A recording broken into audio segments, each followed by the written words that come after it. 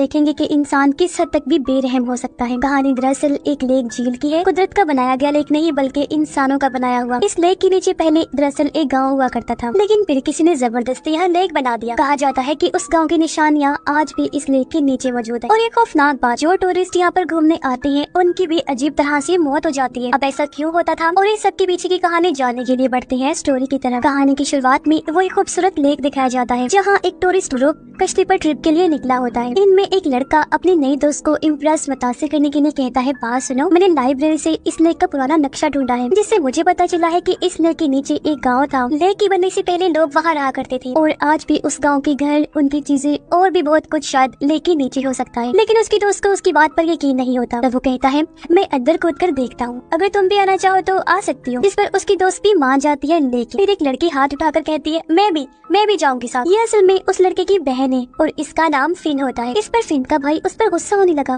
कहता है, अगर तुम आना चाहती हो तो दूसरी तरफ कूद जाना। मैं इतनी कोशिश कर रहा हूँ अपने दोस्त को इम्प्रेस करने की और तुम मेरे प्लान को तबाह करने पर तुली हो। इस पर फिन कहती है, मुझे तुम्हारे प्लान, तुम्हारे इम्प्रेस करने से कोई लेना देना नहीं है, लेकिन जो तुमने डूबे हुए गाँव की कहानी सुनाई है ना, वो बड़ी दिलचस्प है। मुझे भी उस डूबे हुए गाँव को देखना है। ये सुनकर उसका भाई भी मान गया और दोनों लेक में छलांग लगा देती है। वहाँ ज्यादा गहराई नहीं होती, इसलिए दोनों थोड़ा और नीचे जाकर तैरने लगे। अपनी तलाश शुरू करते हैं कि शायद उन्हें वहाँ पर कोई चीज मिल जाए। जब उन्हें सांस लेनी होती है तो वो ऊपर आ जाते हैं, सांस लेते हैं और फिर पानी में डूब जाते हैं। एक जगह पर उन्हें एक साइकिल मिलता है। फिन के भाई को एक साइन बोर्ड भी मिला जिससे अब उन्हें यकीन होने लगता है कि यह वाकई कोई गाँव था। अब फिन का भाई खुशी से वो बोर्ड उठाता है और ऊपर अपने दोस्तों को दिखाने के लिए जाने लगता है, पर तभी अचानक एक हाथ उसकी टांग पकड़ लेता है और नीचे खींच लेता है। फिन भी सब देख लेती है और पूरी कोशिश करती है अपने भाई को ऊपर खींच ले, लेकिन उस हाथ की पकड़ इतनी मजबूत होती है कि उसका भाई ऊपर नहीं आ पाता। फिन फौरन ऊपर आती है और कश्ती पर अपने दोस्तों से मदद लेती है, लेकिन जब वो फिर से नीचे गई तो जेक की जान जा चुकी होती है। इससे फिन बहुत हैरान होती है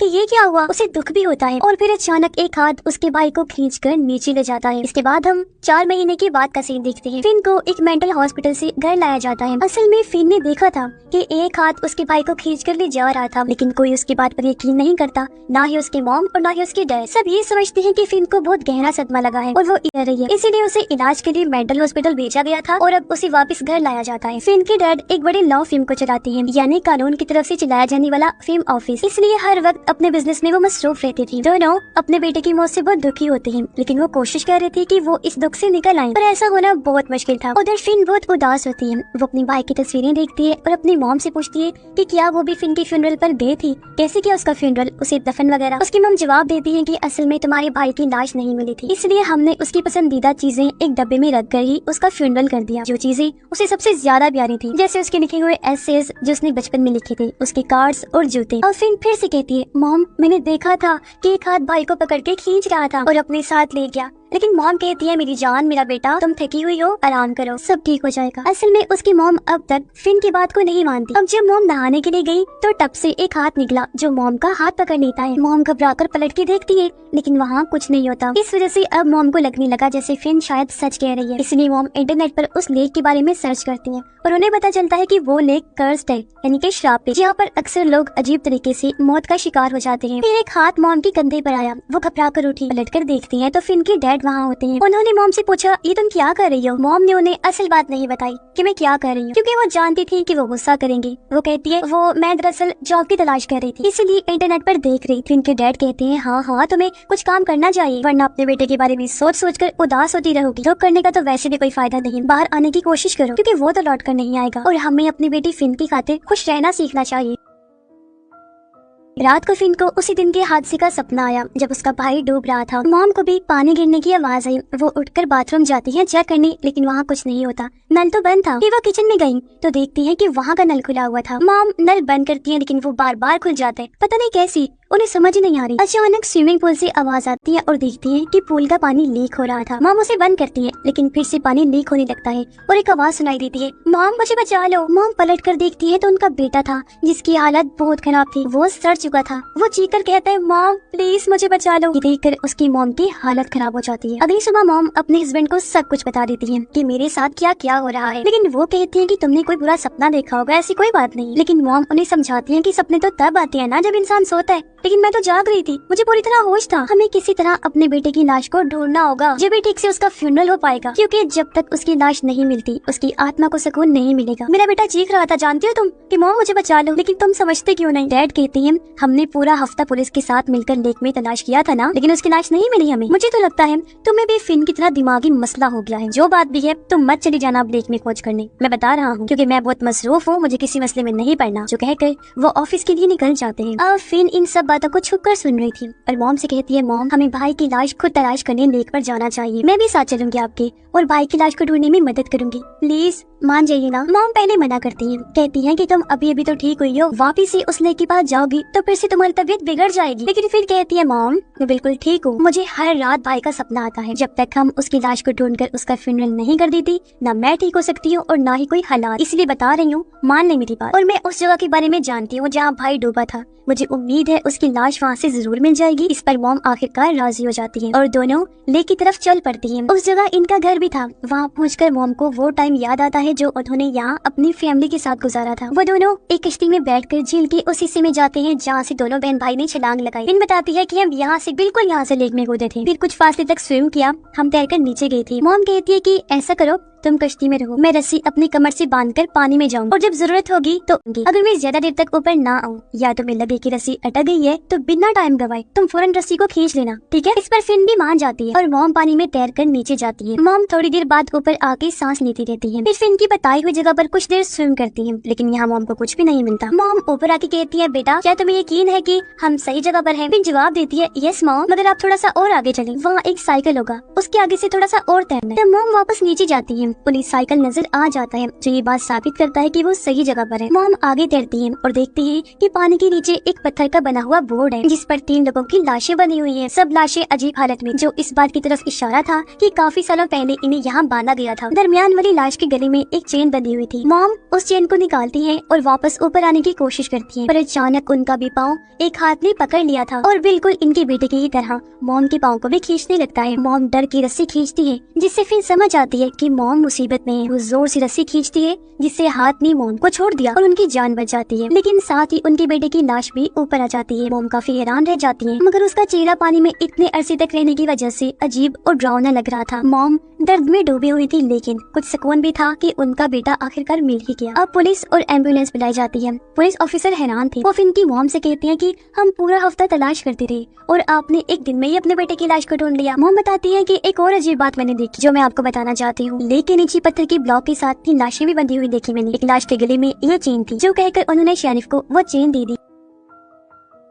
शेरिफ कहती है कि ये चेन एक पुराने फैमिली की लगती है। दरअसल लेक वाली जगह पर पहले एक गांव हुआ करता था, शायद उन्हीं में से किसी की हो सकती है ये चेन। और इस चेन पर जिस फैमिली का नाम लिखा हुआ है ना, उसी फैमिली की एक बुरी औरत यहाँ से कुछ दूरी के फासले पर रहती है। आप उसके पास चली जाएं, शायद वो औरत आपको कुछ जानकारी दे दे। वैसे ना मैंने भी सुना है कि ये कर्ज लेक है, श्रापित है, मगर मैं ये नहीं जानता कि इसमें किस हद तक सच्चाई। अब इन बातों से मॉम उस लेक के बारे में और जानने का फैसला करती है, इसलिए वो अपने हस्बैंड, मगर डैड गुस्से में मॉम से कहते हैं कि तुम क्यों लेक पर गई थी, मना किया था ना मैंने। लेकिन जब मॉम कहती है कि हमारे बेटे की लाश मिल गई है तो डैड भी शांत हो जाते हैं। फिन भी अपनी मॉम से बड़ी खुशी से कहती है कि शुक्र है मॉम, अब सब ठीक हो जाएगा। फिर वो मॉम से पूछती है मगर मॉम अब हम इस चेन का क्या करेंगे? मॉम कहती है बेटा तुम्हारे भाई की सिर्फ अभी लाश मिली है, लेकिन हमें ये भी तो जानना है ना कि आखिर उसकी मौत कैसे हुई थी। जिसके बाद वो दोनों उसी बुरी औरत से मिलने जाते हैं। मॉम उसे कहती है यहाँ इस लेक में कई लोग मर चुके हैं, तो क्या बता सकती हो कि ये सब क्यों हो रहा है? बुरी औरत कहती है सब लोग बेवकूफ हैं, इसीलिए तो ये डूब जाते हैं। उन्हें गहरी जगह पर तैरना नहीं आता, सिर्फ एडवेंचर के लिए कूदते हैं और अपनी जान गंवा देते हैं। तो फिन कहती है ऐसा नहीं है, मेरा भाई बेवकूफ नहीं था,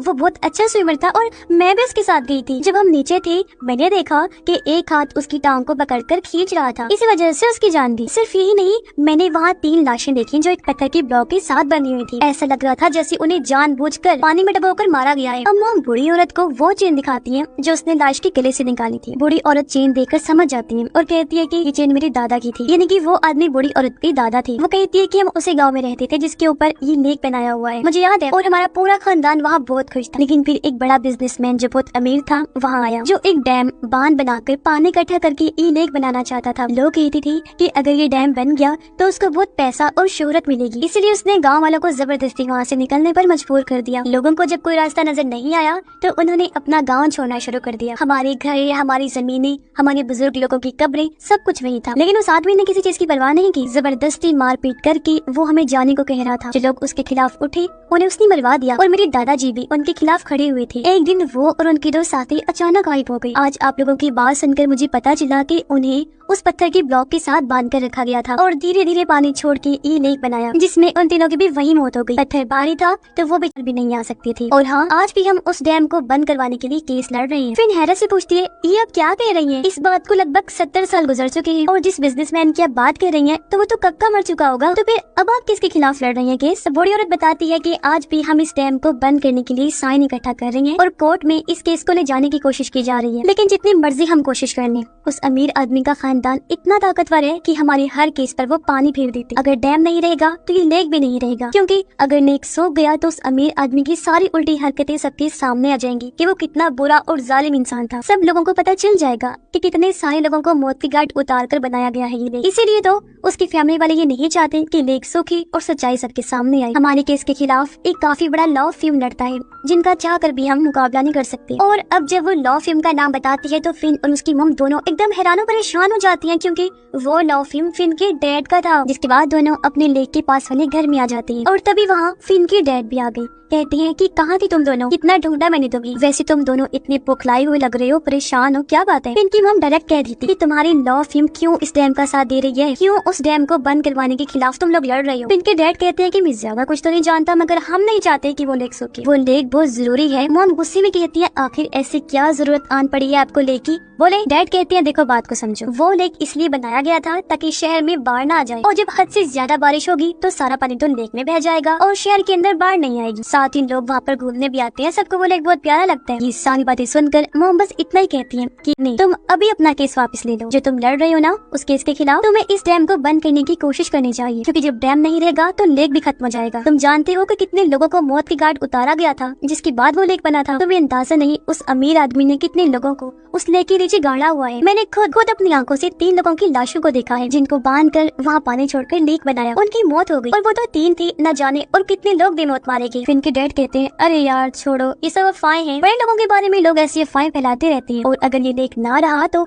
ऐश भी खत्म हो जाएगी। तुम शायद जानती नहीं, हमारे पास जो आज इतना पैसा है वो सब इसी लेक की वजह से ही तो है। अब पहले तो मॉम को कुछ समझ नहीं आती, लेकिन वो हैरान रह जाती है जब उन्हें पता चलता है कि वो बिजनेसमैन, वो अमीर आदमी जिसने ये लेक बनाया था, वो फिन के डैड के दादा थे। जो सुनकर अब मॉम को सारी बात क्लियर हो गई और अब वो समझ जाती है कि आखिर हमारा बेटा क्यों मरा। यानी कि उसका मरना कोई हादसा नहीं था, बल्कि उन आत्माओं का बदला था जो इतने सालों से लेक के नीचे बदले की आग में जल रही थी। मॉम रो रो कर अपने हस्बैंड से कहती है कि मेरे बेटे को तुम्हारे दादा के गुनाहों की सजा मिली है, तुम्हारी वजह से मैंने अपना बेटा खो दिया। वो तुम्हारी दादाजी तो बदला नहीं ले पाई तो उनकी नस्ल में से ही ले लिया, यानी उनके परपोते से। लेकिन डैड मॉम की बात समझने की बजाय गुस्से में आ जाते हैं। मॉम कहती है कि तुम्हारे खानदान के गुनाहों की वजह से वो आत्माएं अब इस झील में कैद है, जिससे वो लेक श्रापित हो गया है। ये आत्माएं टूरिस्ट से बदला ले रही हैं और उन्हें डुबोकर मार देती है। तभी अचानक बाहर से आवाज आती है और फिन को महसूस होता है कि कुछ बुरा होने वाला है। अचानक लाइट चली जाती है। डैड फोन करने जाते हैं, लाइन भी नहीं जल रही होती। जब वो लेक के पास देखते हैं तो आत्माएं लेक से निकलकर बाहर आ रही होती हैं और वो इनके घर की तरफ ही बढ़ रही थी। मॉम और फिन ये सब देखकर काफी डर जाती है। डैड को आ जाता है कि ओ माय गॉड, इसका मतलब है कि दोनों सच कह रही थी, और वो भी काफी डर गई। आत्माएं घर को चारों तरफ से घेर लेती। फिन के डैड कोशिश करते हैं उन्हें रोकने की, उनसे लड़ने की, कोई फायदा नहीं होता। अब आत्माएं फिन और उसकी मॉम को तो कुछ नहीं कहती, लेकिन उसके डैड को उठाकर लेक की तरफ ले जाने लगी। फिन और मॉम चीखती रही, लेकिन कोई फायदा नहीं होता। डैड को आत्माएं लेक में घसीटकर डबो देती है और उनकी जान चली जाती है, यानी कि आज उनका एक और बदला पूरा हो गया। फिन रोती है